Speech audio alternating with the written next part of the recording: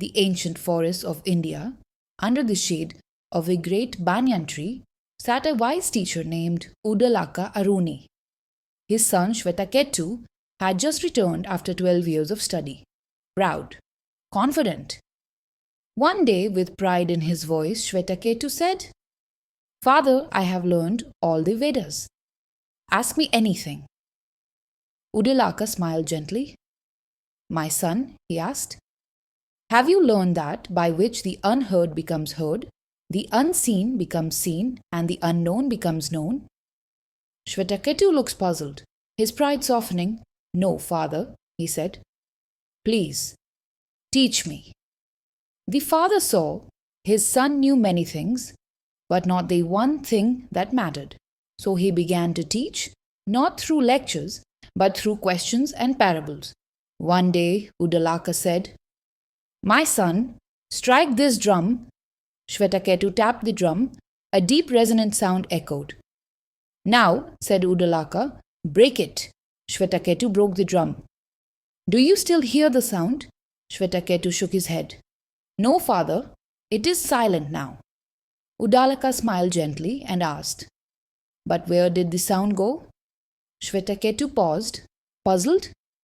"My son, just as the sound came from the drum's wholeness and disappeared when it was broken, so too this world arises from something whole, and when broken, it returns to silence." Uddalaka continued, "When you hear the sound of a conch, a veena, or a drum, you do not hear the instrument itself, but the essence that flows through it. All these sounds arise from space, and into space they dissolve." He paused, then added, "Just like that, all names, forms, and actions, everything you see, hear, taste, touch, or think, arises from that, the One, the formless, boundless, eternal Brahman."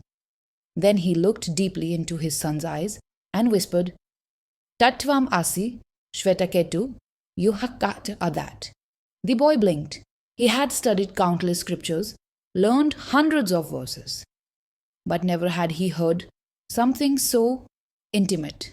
The teacher had not just pointed at God, he had turned the mirror toward the self. This story is not just about a drum, it is about you. Your thoughts, your senses, your emotions, they come and go like the sound of the drum. But what remains? What is the silent space from which all things arise and return?